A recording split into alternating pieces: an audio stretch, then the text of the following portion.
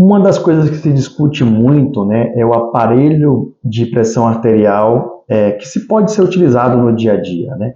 Lá no passado, os aparelhos automáticos não eram muito recomendados.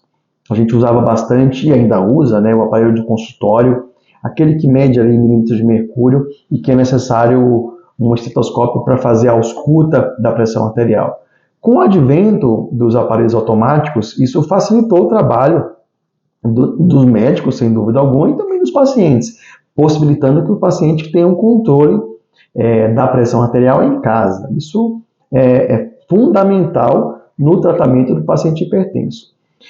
Agora saiu uma diretriz, né, recomendando uma padronização para a medida de pressão arterial. Então, esses aparelhos que já estavam em ascensão, agora estão cada vez mais ganhando espaço, inclusive nas diretrizes, como recomendação para se medir a pressão arterial. Só que é importante, primeiro, seguir alguns passos e algumas observações antes de medir a pressão arterial. Primeira coisa, esse aparelho ele tem que ser validado, não é qualquer aparelho, tem que ser validado e calibrado de acordo com a periodicidade do fabricante. Um outro ponto é que em todas as diretrizes, a recomendação é para aparelho de braço, não é o aparelho de punho. Embora o de punho seja mais barato, é o de braço que é recomendado. Outro ponto importante, quando for medir a pressão arterial, não se deve, ali nos 30 minutos antes, nem realizar atividade física, nem tomar café ou fumar, por exemplo. Isso impacta na medida da pressão arterial.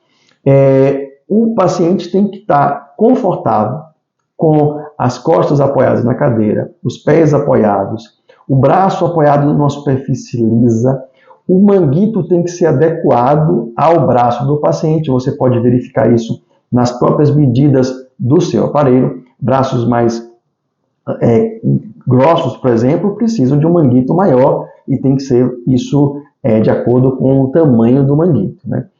Antes das medidas, é preciso ter um repouso ali de 3 a 5 minutos e durante as medidas não se deve falar nem, inclusive, usar o telefone celular.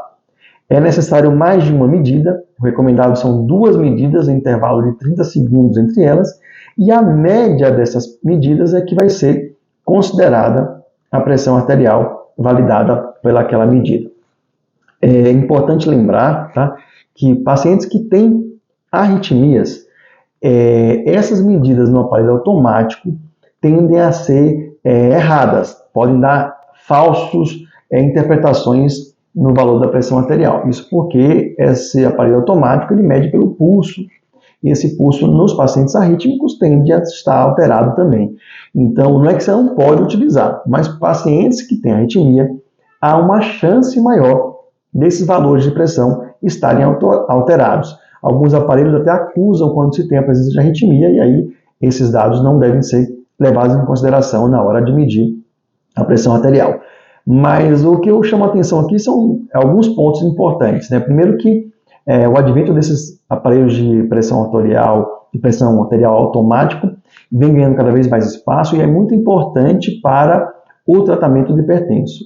Em segundo lugar, mais uma vez, como recomendação de sempre, eu sempre aconselho que essas medidas sejam compartilhadas com o seu médico. Eu recomendo sempre que meu paciente possa comprar esse aparelho e que tenha ali a disponibilidade de medir a pressão arterial em alguns momentos, inclusive, quando eu peço para medir, para ajustar um remédio, por exemplo, ou mesmo antes da consulta, uma semana antes da consulta, fazerem medidas mais frequentes. Isso tem uma funcionalidade muito boa para você ajustar a medicação ou mesmo trocar o remédio. Um abraço, saúde!